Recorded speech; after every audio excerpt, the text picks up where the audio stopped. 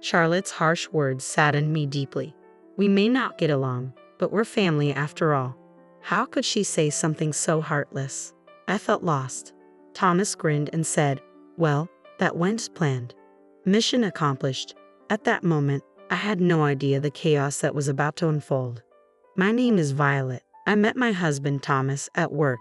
I work in the office of a shipping company while Thomas is a truck driver. My first impression was that he's a robust guy, both physically and in personality. He's good at his job and kind to his colleagues. However, he wasn't so adept at the romantic game. Whether it was making a move or proposing, he was like a pitcher who only threw fastballs, no change-ups. But I prefer a straightforward man over a guy who thinks he's a playboy. As our relationship progressed and tensions eased, I found him quite interesting. Above all, he gave me a sense of security that I could rely on him. We got married and were blessed with 2 children. Our son and daughter have moved out and live on their own now. Thomas and I live in a large house. Mom passed away 5 years ago due to illness. Thomas and I still work together at the same shipping company. Thomas has been promoted to a supervisor and now handles dispatching. We had a happy marriage, but one worry was my brother, Jason. That is soft on Jason. Jason has been dreaming of becoming a rock singer since he was a teenager. He's still chasing his dream, pompadour and all, no matter his age. I won't discourage anyone from following their dreams. However, when he runs out of money, he comes to borrow from Dad. Dad, being soft, lends him the money. Dad lending money is fine. But has he ever paid you back, Violet? When you lend money, you should do it with the intention of giving. That means you shouldn't expect it back. Remember that? But Jason thinks he'll somehow make it. He's underestimating life's challenges. Isn't that risky? When I was young, I dreamed of becoming a novelist, Dad said. But Victoria's parents said if I was going to marry her, I needed a stable job. So I gave up my dream and chose to marry. I don't regret getting married, but I do regret giving up my dream. That was the first time I'd ever heard about my dad's younger days. So that's why I want to support Jason's dreams, I said. But it doesn't seem like Jason's putting in much effort. Do you really think he can achieve his dreams while goofing off all day? Thomas asked. Mountain climbing isn't just about conquering the peak. Every step you take along the way, it's part of the story. Well, you sound like a poet. Makes sense, since you wanted to be a novelist. Come on, you're making me blush with such direct praise. I'm not praising you, Thomas chuckled. Initially, I was worried that Jason had some dirt on Dad and was blackmailing him, but it turns out Dad also chases dreams, so he probably understands Jason's desire to escape reality. One day, Jason brought a woman home. Let me introduce you, this is Charlotte. From her name, I expected a dainty woman. She was, well, big. Hi, I'm Charlotte. I'm Violet, the sister. Nice to meet you, Charlotte. Charlotte is 5 years younger than me but much larger in build. Our first impression of her wasn't great. She was curt to both me and Dad, leaving us with the impression that she had poor manners. Eventually, Jason and Charlotte got married, so she became my younger sister-in-law. Neither Jason nor Charlotte held full-time jobs. They were always quitting their part-time jobs in a huff. Charlotte practices jiu-jitsu and has a short temper, often bragging about putting her arrogant bosses or seniors in joint locks. I just hope she never gets arrested for it. Jason brags about stories that aren't really brag-worthy, like headbutting a disrespectful boss. 2 kinds of stories I really can't stand. Bragging about bad behavior in the past and bragging about fights.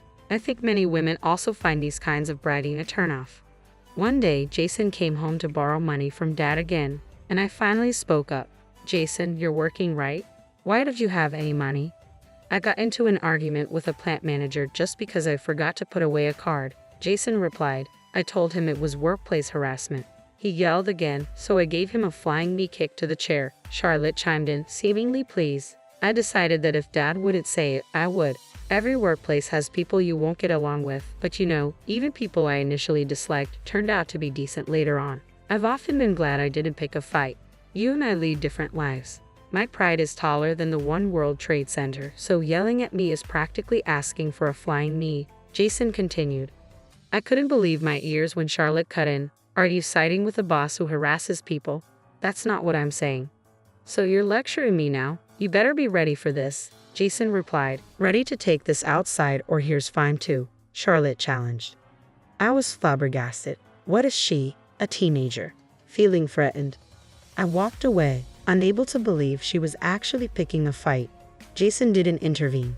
Would he have stopped if it were his wife fighting his sister? Getting hurt would be the last straw. I knew I had to watch out for that couple. When I turned 50, Dad got sick and was hospitalized. It wasn't long before we had to say goodbye.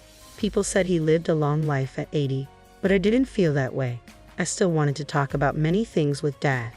When Thomas and I were alone, he said, "Violet, actually, Lawrence." "What?" "Never mind. Just tell me later." Before much time had passed since the funeral, Charlotte approached me.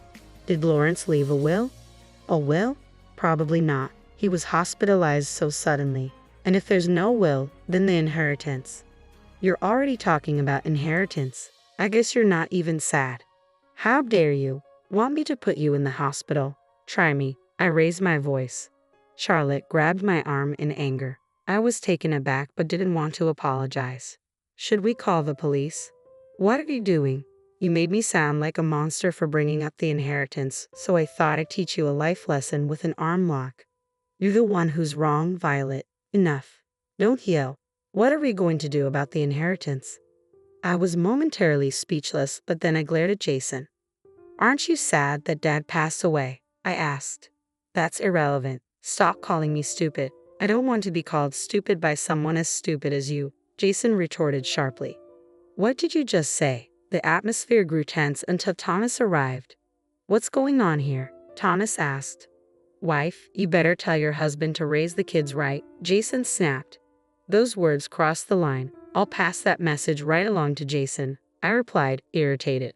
"Good on you. I'm fed up with you, Violet. This makes my decision easier," Jason declared, dropping a bombshell. "I'm the eldest son. That means the house and Dad's inheritance are all mine." "Are you out of your mind?" I exclaimed. "I'm perfectly sane," Jason said stone-facedly. Just as we were stunned by his audacity, Thomas spoke up. "Violet, let's try to keep a cool head. We're not making any progress." "Fine," I said, frustrated. We sat down at the table to hash it out. "The inheritance is all mine and Charlotte's." "Violet, I want you to give up your claim," Jason insisted. "That's ridiculous. Our dad isn't rich. If we split it between two households, there won't be much left," I argued. "There's only two of Dad's children, me and Jason, so it should be divided between us," Charlotte chimed in. But Jason scowled. "Look, Violet, you and Thomas both have jobs and are doing fine. I'm the one pursuing my dreams, so I'm the one who needs the money." "Why don't you get a job, Jason?" I retorted. "Let me finish. Living in the house means no rent, and with the inheritance, I can take on the world." Dad was cheering for me, you know. The best way to honor him is to play Carnegie Hall. "You can't even pack the local park," Phil interjected. "What if I do, Phil? Carnegie Hall. Will you put your money where your mouth is?" Jason challenged. "What are you talking about?" I seriously considered calling the police. I interjected. "Thomas, what do you say? Can you give in?" Jason turned to my husband. "I cannot," Thomas replied calmly. Jason then asked, "So you're asking Violet to relinquish her claim?" "Yes, and you're okay with that, Jason?" I responded, incredulous. "What are you talking about?" "Of course it's not okay," Jason said. At that point, Charlotte glared at me. "Shut up. You've been yapping like a puppy this whole time. Such words should not be tolerated." I glared back at her, incensed. "Is it cute to yap like a puppy only until you're in your 20s? Stop pretending to be a young girl. It's embarrassing for a 50-year-old hack." "Take that back. I won't tolerate insults," Charlotte snapped. "Thomas, wasn't it you who should have set her straight? What do you useless couple you are?" Jason added fuel to the fire. At this point, I couldn't keep quiet. "If you were as big as a hippo, I'd have slapped you a long time ago." Charlotte looked momentarily dumbfounded, then turned to Jason. "Did your sister just call me a hippo?" "Violet, apologize while you still can," Jason demanded. "I'll apologize when Charlotte does." "Enough, both of you," Thomas intervened. "Violet, calm down."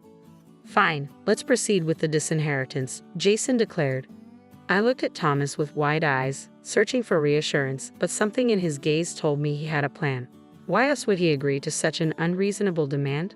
I had no choice but to trust Thomas.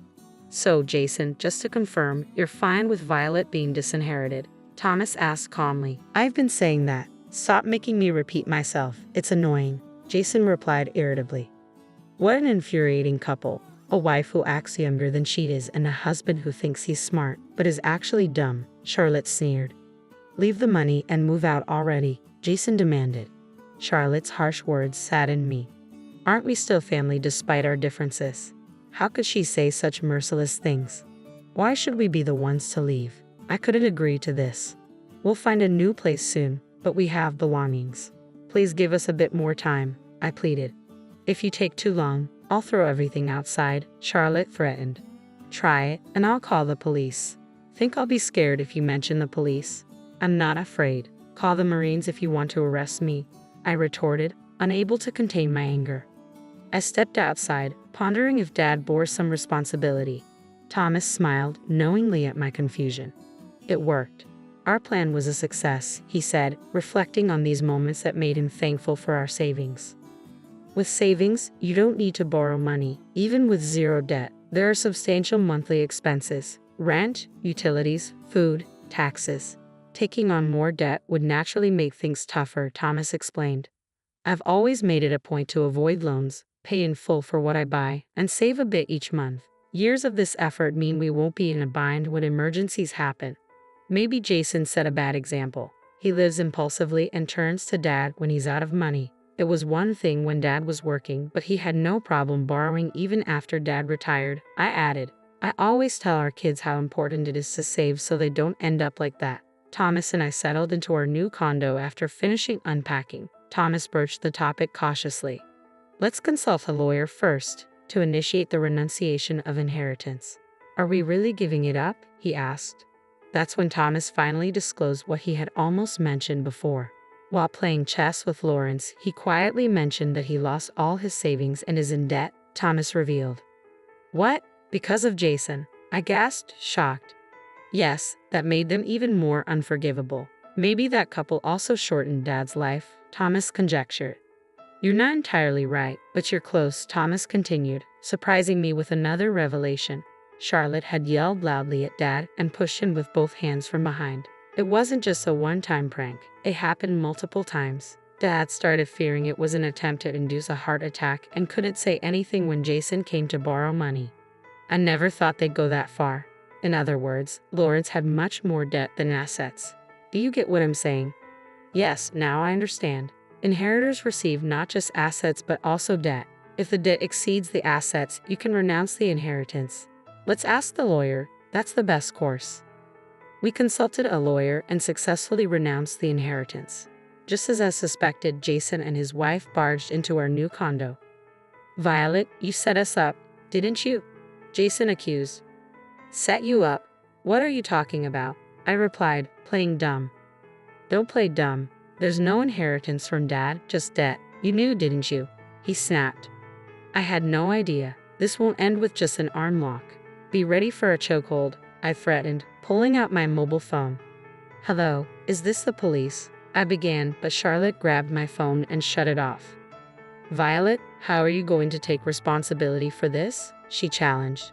That's when Thomas stepped in. Jason, I recall asking you multiple times if it's okay to relinquish the inheritance, right? So you knew it was drowning in debt, didn't you? I had no idea, Jason muttered. Whenever Jason needed money, Lawrence would lend it without a second thought. He gave out big amounts like it was nothing. I assumed Lawrence must be well off, I explained. Jason was at a loss for words, but Charlotte interjected. Nice try, but you're not weaseling your way out of this. We inherited those debts. You two need to do something about it. What responsibility are you talking about?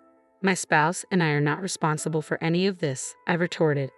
Hey, are you going to do something about this or not? Threats won't work on me, Charlotte challenged. Or should we lay it all out for a third party? I'll share every detail of what happened to Jason. Are you okay with that? How would I know that Dad went into debt just to give Jason money? If I knew, I would have stopped it. Do you even realize you shortened Dad's life? Jason finally responded.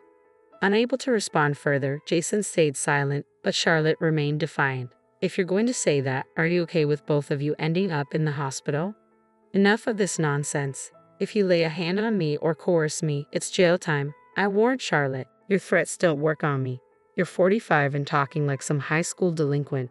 Charlotte smirked and glanced back at Thomas. Wait, were those lines aimed at me? Right after saying it, you coerced me. Coercion is a serious crime, you know. You won't get probation, idiot. Are you a judge now? It's complex to decide whether probation applies in any crime. Don't talk nonsense when you know nothing, I fired back. Seeing Charlotte's anger intensify, Thomas turned to Jason. Jason, are you okay with this? Charlotte, just shut up for a second, Jason finally said, clearly feeling the tension rise. Excuse me, who are you telling to shut up? Charlotte snapped back, her menacing glare now palpable with danger. I said, if you want to fight, do it outside. I won't allow it in my house. Let's calm down for now. As Jason stepped out into the hallway, Charlotte followed. I quickly closed the door and locked it. Their arguing voices echoed, but I was more worried about causing a disturbance in the neighborhood. Did you just tell me to shut up? What are you going to do if I call the police? Charlotte threatened. Don't worry, I'll call an ambulance in a minute, I replied calmly.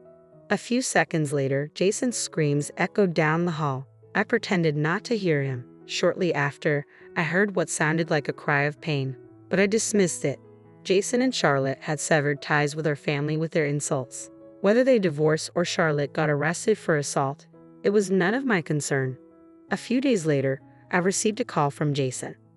Violet, I was wrong. Will you help me? He pleaded. Who is this? I feigned ignorance. Don't be like that. We're siblings, right? He continued, his voice strained.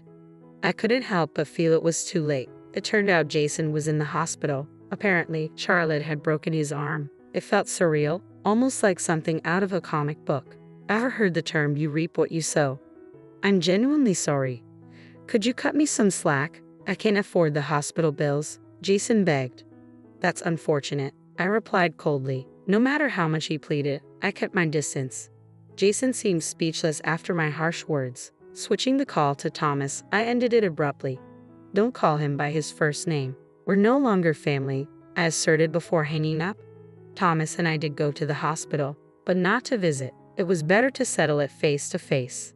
Jason pleaded politely, please help me. Debt collectors have come to the hospital's first floor. The nurse told me I'm scared to death. Thomas looked stern. After the insults you and your spouse hurled, it's only natural for us to cut ties. That's not what I meant. If we're not cutting ties, then why renounce the inheritance? Jason looked down, his voice softening. I apologize for what I've done, but I need your help. I have no one else to turn to. What about Charlotte? Jason pleaded. We're divorced. A family falling apart, I replied somberly. Then she's at the police station for assault. It felt unreal. You repeatedly called my wife an idiot. If I had called Charlotte that, you'd never forgive me, Jason said, troubled. People who spew hate often don't remember what they've said, but those on the receiving end don't forget. I have a good memory. I remember every word you two have said. I've heard it from Charlotte as well, Thomas interjected calmly. The wife should be properly disciplined by the husband, Jason attempted to justify. What does that even mean? Explain it to me, Thomas pressed on logically. What did Charlotte mean when she said a wife should lay down her body? Is that even something you should say to a woman? Jason seemed to have forgotten not just his own comments but also those made by Charlotte. Yelling like a little puppy, that's a clear insult. As for my dear wife, you called her a young one-ape or a 50-year-old hack. Don't repeat it. Sorry, Jason muttered. Thomas didn't let up. You said it to me as well when I asked repeatedly if I should disclaim my inheritance. You told me to stop making you repeat yourself because it's annoying. It's too late for any excuses now. Jason lowered his head on the hospital bed, looking crestfallen. I'm really sorry. Can you please find it in your heart to forgive me? No way. Charlotte called my wife an old hag, and you insulted me by saying I'm not mentally sharp. By the way, what does not mentally sharp mean? Explain it to me, Thomas demanded, glaring at the trembling Jason. Jason's eyes widened with a terrified look. If I weren't in a hospital, I'd be yelling right now. Let's just cut ties off completely, Thomas declared firmly. You're the one who said to leave the money and move out quickly, I added, supporting Thomas's decision. Thomas looked down at the dejected Jason, then turned to me. Shall we go? Yes, I nodded. After all was said, I thought Thomas might end up offering financial help out of a sense of divine mercy, but he stood his ground. As we left the hospital, a smile crossed my face. I saw your scary side today. There's nothing like that. Be kind to me, okay? Thomas replied with a gentle smile. Of course, I said softly. The storm has passed. From now on, I hope for peaceful days basking in the warmth of spring sunlight.